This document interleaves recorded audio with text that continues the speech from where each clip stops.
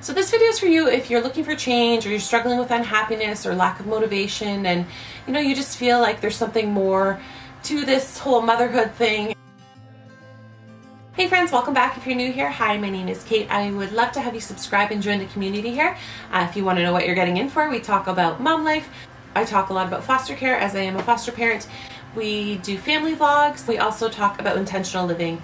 That's so important to me, and that's what today's video is about. So grab a cup of tea. It's going to be a little bit of a long one, a glass of wine, coffee, whatever your drink of choice is. And yeah, let's get into it. So I've been talking a lot about living with intention, kind of getting lost in motherhood. I've shared some difficult experiences with you, kind of, turning 30 and self-discovery and what I want my life to be, and, living for more than myself. And I'm going to be turning this into a playlist. So if this is the first video you're tuning into, the playlist will be linked in the cards. Today's video is going to kind of be the how and the why and the what. So this video is for you if you're struggling with unhappiness, you're looking for change, you're struggling with lack of motivation, or just kind of getting lost in the mundane everyday to-day of motherhood. Let's first talk about what is intentional motherhood and intentional living. This really all comes down to one thing, and that is your why, and knowing your why. And using your why as the filter that you run every decision or choice through. So maybe some of you have an idea about what your why is. Maybe some of you have no idea what your why is, and that's what you're searching for. And maybe some of you thought you knew what your why was, but it's really not, and you're just kind of looking for more or looking for something else. Maybe some of you just don't know how to find your why. As moms, I'm sure most of you would agree your kids, your family is a big part of your why. Some of you, it might be all of your why, but I think outside of that, we have other passions and hobbies and things that we're interested in. We have different goals, different relationships, and different purposes that also help to make up our why. Essentially, our why is what makes your life important, what gets you excited, and what's the kind of legacy you want to leave behind for your children and your family. What makes your life worth living? I think so many of us drift through life and we kind of let life happen to us, and we just kind of react to things, and we're not really proactive. Especially once we become mothers, everything's new. Dare I say, it's the hugest learning experience that you'll ever come across in your life. And it is. It's really easy to get lost in life and just let it happen. That's definitely what was happening to me. The problem with that is we only get one, and when we don't live life with intention, life just tends to pass us by. We end up possibly living with regrets. We want to create our life by living it. Not by comparison, not by reacting, but by knowing what we want and knowing our why and filtering everything through that why. This is how we get the best out of our life, our one precious, beautiful life. I read this quote somewhere, and I'm sorry, I can't remember where. I should have wrote it down. Intentional living gives meaning to the moment before we lose any more moments to the meaningless. It means doing the best and doing right over easy and comfortable. And it means living to our standards and not any other human standards. Now I live my life by my standards and by God's standards and nobody else's, but this wasn't always the way for me. Our culture now more than ever defines our why before we even have the choice to. Learn to live up to other standards. We all have defining moments from what we wear or what we do or who we love is not the right thing to wear or to do or to love. Then we tend to make choices to meet these impossible expectations that steal our identity as we compare our way through life before we even know it's happened. And we end up giving ourselves these limiting beliefs that put our lives into these little boxes that ends up leading to regret or dissatisfaction, unhappiness. And kind of at the worst end of that, we can fall into problems with anxiety and depression, become pessimistic about it all and about life. So back when I was working as an educator with a color line, a hair color line, I used to do a lot of training under this amazing woman. Her name's Martha Peterson. She owns a little salon in California called the Pink Door Salon. And this woman was just like this fountain of knowledge for me. She went all the way through university, med school, and she dropped out, I think if I remember, she dropped out like the last year of med school to become a hairdresser because connections and people were so important to her, and that side of being a hairstylist really appealed to her. And also she was way more creative and too artistic to be a doctor, but she's incredibly smart. And she always used to tell us this really amazing stories that just, have kind of stuck with me over the years. And one of the stories she told us was, if you go into a kindergarten class and you say, who here's the best runner? Every one of those kindergartens is going to raise their hand. And if you say, who here's the best drawer, the best artist? Again, they're all going to raise their hand. And then Johnny's going to yell, no way, Sophia, you're too slow. You're a slowpoke. And Sally's gonna say, Ryan, you can't color. You're not an artist. You just scribble. And there we have Sophia and Ryan being given limiting beliefs about themselves. And it kind of creeps into your subconscious when you hear these things, even at a young age like that. Now, depending on the type of personality you are, you're either going to completely fight against that and be competitive and prove that that kid wrong, or you're going to internalize that and take that in, and it's going to become something that you believe about yourself as you grow. But either way, no matter what your personality, that limiting belief is planted in your mind. Now we get to the second year of kindergarten. For us here in Canada, it's called senior kindergarten, but I think for the States it's pre-K and kindergarten. So we get to the second year, and those same questions are asked by the teacher. And this time a few less students are going to raise their hands. Maybe Ryan, maybe Sophia, they're not going to raise their hands when they're asked those questions. By second grade, half the class will raise their hands, and by 8th grade, none of those kids will raise their hands. I might nominate others, but in those early teen years, this is when the comparison and the fitting in and worrying about what other people think, it kind of peaks at this stage of life. For some, this continues on and on. For others, they fight it and they become leaders. But unfortunately, not all leaders are good leaders, and some end up to be bullies or mean girls. And all of this to kind of say is we are born with this amazing confidence, but our culture and the people around us give us these limiting beliefs that we grow up with, and they'll either kind of fester or we fight against them. Because I'm speaking on motherhood, I want to talk about how these limiting beliefs kind of follow us into adulthood and into motherhood. Our 20s are huge defining years for us. We start our careers, most people start their families in their 20s, and we start to figure out who we are. But there's so much change, it's hard for the majority of people to actually live proactively, because life is just changing so much and things are coming at you, and we're just kind of reacting to life as it goes. And very often we have so much responsibility being thrown at us that we have no choice but to react. This was certainly true for me throughout becoming a foster parent, and I kind of got to a point where I felt like I was drowning. And if you haven't watched my last few videos, the playlist is here, but the one titled My Mental Breakdown After Becoming a Foster Parent was kind of a huge defining moment for me in my life. And sometimes going through these things are really valuable because you learn through mistakes and you learn through hardships. But often if you can learn from other mistakes and hardships, you're ahead of the game, right? For me, hitting 30 brought me closer to my Creator, brought me closer to just thought, well, what is life? What is my purpose? Why am I here? And it came down to finding my why. So how do you find your why? I think the first way to find your why is really living for something other than yourself. Giving back and helping others. This can be in your own immediate family, through various organizations and nonprofits. For me, it was through foster parenting. I think when you're passionate about a cause, about giving back, about doing something for someone other than yourself, it really gives you purpose, and you feel so rewarded and you feel so good, and it gives a whole new perspective to your life. I think self-awareness is so powerful, and not the fluff, like true to yourself, no lies, who you really are as a person. And that doesn't mean that you have all amazing qualities. There may be some things about yourself that when you truly reflect, you really want to change about yourself. What are your passions, your talents, your abilities? What are the gifts that God's blessed you with? What makes you happy? What gives you excitement? What gives you joy? And then on the other hand, what are your weaknesses? What are your downfalls? What disappoints you? What are your character flaws? What are the things you wish you could change? How are the relationships in your life? Do you have a lot of conflict? Do you really think that's all of the other people around you? Or do you think there's something about yourself that you could change? Do you complain? Do you hold resentment? Are you able to forgive others? Do you deal with conflict? Do you try your best and give your all in everything you do? Are you lazy? Are you deceitful? Are you loyal? Are you a gossip? Are you judgmental? Are you kind? Are you sweet? Are you loving? Be honest with yourself.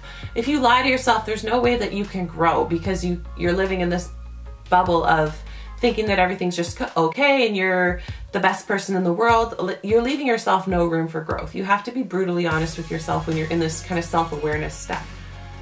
So what I did was I made a list of pros and cons about myself, and I was really honest, and that's just something personal. It's not even something that I want to share with my husband, but I really just had to say, okay, what are the things that you really want to change about yourself? And then I wrote a list of action steps of ways that I can remove the cons. So for me, anger, I find myself to be not an angry person in general, but I'm quick to anger. Sorry, I shouldn't say anger, but I'm very quick to anger, especially when it comes to, my kids not listening or not cleaning their room or whatever. I'm very quick to anger, and I grew up in a house with a lot of yelling, and that is my first response, and it's something that I've been actively working on since becoming a parent. But my husband is very, he hardly ever raises his voice, so it only makes me more aware of when I'm doing it, because he handles it in a much different way. And that's something that I really hate about myself, and I hate that I'm so quick to anger. So in my kitchen I have this whiteboard, and I've written slow to anger, slow to speak. And it's just a reminder, a visual reminder for myself every day. And I have some other action steps and, counting back from 10 before I speak to my children, things like that, because, especially now that my kids are a little bit older, Lilia's 6, Marissa is going to be 5 next month. And, Marissa will do something to make her sister angry and she'll be like, Marissa! And I'm like, is that what I sound like? Is she learning that from me? And I know our kids, we're all born sinful, and, you don't have to teach a toddler. You see it very, very early when a toddler says mine or no. Those are some of the first words that they learn. It's the way we're born. It's not something that is taught, but how we react is what's taught. So I'm only more conscious of it now. So that's one of the things on my cons list that I kind of hate about myself. So living with intention requires you to live differently and being good at your life. Like I've said before, comparison is the thief of joy. And I think in this social media world, it's so easy to see what this mom is doing, and this mom is so fit, and this mom has such great meals. And, we also are judging in that comparison world. This mom only feeds her kids McDonald's. And, I think if we took the time to just be good at our own life, we would be so much better off. So ask yourself these questions. What do you want to be known for? What is your legacy? And how do you want to contribute? I think my book manager just came.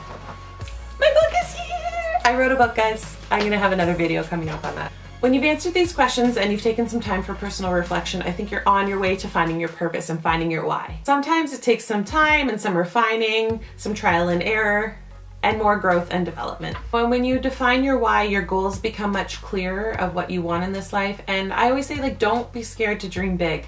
I have some crazy dreams that I don't know if I'll ever accomplish. Just keep working at them every single day and trusting in God that they're all gonna work out one day in the end. And they're big dreams. I have this little saying called AID, and I think everyone should have an AID, and that's an almost impossible dream. A goal or a dream so big that if somebody looking at you now would say, oh, you'd never achieve that. I think everyone should have that, because there's that, cheesy quote, shoot for the moon, because even if you miss, you land up among the stars. So if you have this big AID, this big, almost impossible dream, even if you don't reach that in your lifetime, you're gonna do so many other amazing things trying to get to that goal.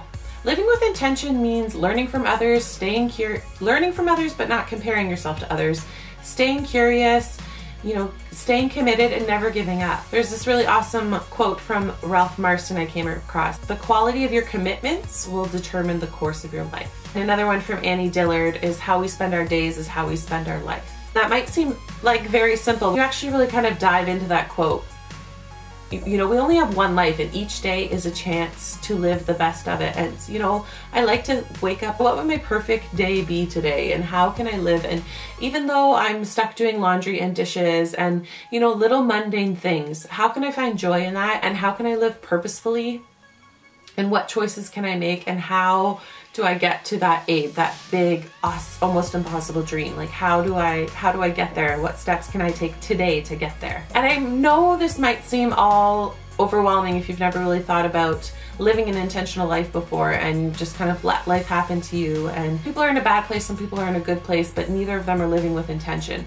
I think, it's easy to be, I think some people find contentment easy and they just let life happen to them, and they just kind of go with the flow people. And I think other people, when certain things happen to them, they can't see joy and they can't see contentment, and they get really down and out, and they just begin to have this pessimistic outlook. Life is too short to live either way, in my opinion. Like, you should really embrace every day and go after it and be the best mom you can be the best wife you can be the best daughter of the King. For me, yes. For me, my first filter, my first why is God. And, God put me here for a purpose. And it's not just to look pretty and worry about clothes. It's, to do more in this life. And I've been convicted more and more. And as I get older and older, things that I used to think were so important have really little value to me anymore. I see a bigger picture. And it took me, turning 30 and that kind of mental breakdown to really realize it. But I have a much more different outlook on life now. And for me, God is my first filter. And every choice I make, I want it to be pleasing to my Creator. And I struggle with that. We live in a fallen world, but it's what I want to do. And the legacy I want to leave behind for my children is that I lived for the Lord and I did good things, and I didn't focus on me so much. I talk on my channel about loving yourself first and caring for yourself first, But that's not a selfish love. That's you were created in God's image, and you should love and care for yourself, because I think, again, going back to our culture and our society and living up to other people's expectations, and you know, our kitchen has to be this beautiful white Instagrammable kitchen, and we have to have the nicest clothes, and our hair and our makeup always has to look perfect. You know, it's not bad to enjoy all of those things, but it is bad when that's your only focus and you're not living for more and doing more. So again, just to kind of recap all of this, living with intention is really twofold. And the first one being living for more than yourself. The second one is finding your why and finding, you know, what is truly important to you, and how can your life bring value to the world as a whole and not just you and your immediate family. Yes, you should love your family. You should love everybody in your family fiercely and everyone in your immediate circle. But I think so often we focus too much on that. We can kind of get caught up in ourselves. Yeah, honey. And lastly, I think so many of us go through life letting it happen to us, but if you really take the time and envision like your perfect day, take into consideration your morals, your values, your beliefs, your faith, your relationships, you know, and everything else stems from there. And I think when we have a helper's heart or a servant's heart, we set that intention to volunteer or to be, you know, be of service to others in some way. We stop focusing on me, me, me. Will this purse make me happy? Will this new car make me happy? Stuff never fulfills us. Stuff may give us temporary happiness, but it never fulfills us, and it always leaves us wanting more. You know, and I'm speaking from personal experience. I really struggled with consumerism, and if you've been on my channel for a while, you may have seen parts of that. And I would, you know, not only emotionally eat, but emotionally shop. And I was trying to kind of fill this void. When the truth is, stuff only limits us and our purpose, because we spend more time cleaning, organizing, buying, fixing things. But I'm not saying it's bad to like a certain brand and dress that way if you connect with that brand. But I think overall, like, we're so consumed in consumerism, and we're not living with intention, and we're filling our life with stuff to make us happy, when if we really look at the true cause of our unhappiness, or the reason why we feel like we need to change, you know, there's so much more to it. Have a global responsibility to contribute to this world. And the past several months now, I've been going through this stage of kind of getting rid of so much stuff in my life. And, you know, if you've watched some of my other videos, you know that kind of started with some relationships. Not putting any energy into toxic relationships anymore. And that's kind of where it all started. And now this kind of petered into, you know, my everyday life and just stuff. And I had to apologize to my husband the other day, and I just said, because I think he's gotten this for a long time, and I just said, you know what, I'm sorry, babe. Like, I'm sorry for how much stuff I have brought into our home and how much useless money I've spent on stuff. And, you know, I'm really striving to live a more minimal life. And I think, you know, minimalism is a little bit of a buzzword these days, and that minimalism can look a little bit different for everyone, but for me it's just, you know, stop consuming the excess. It's in Fort Lauderdale, if you guys saw my vlog. I had a wonderful time, but you know, while I was there, we went on this water taxi thing, and they're taking you out on a cruise, and there's all these beautiful houses, big giant houses around, and you know, they were saying, oh, this is their second or third home, and it's a vacation home, they're only here 5 to 10% of the time. And I just got this feeling in my stomach, like, that is just sickening. Like, I actually felt physically ill, like that these people have this, their second or third home, and they have that much money to have this house, this big beautiful house that just sits empty most of the time, when there's starving children in the world, and there's so many other things that this money could go to. And you know, it just made me even more reflect on my life and how much wasteless time and money I have spent doing stuff for me, wanting the best of the best clothes and the, you know, brand names and designers, and really at the end of the day, none of that is important. Yes, I like my house to look beautiful and welcoming and, you know, be hospitable, and for me, I don't think I'm ever gonna live bare bones with zero decorations. That's not what it means. But you know, just being wise and not being an over consumer. It's just something that God's really been convicting me about lately. And it's really where my intentional living and my intentional motherhood started. And I just really want to instill those values into my children. And you know, I think a lot of our kids this day and age watch YouTube, and it's like, oh, toys this, toys that, and it becomes an I want, and I'm just like, no, like, that's not what I want my kids to know. And I want to live an intentional motherhood because of the legacy that I want to pass on to my children.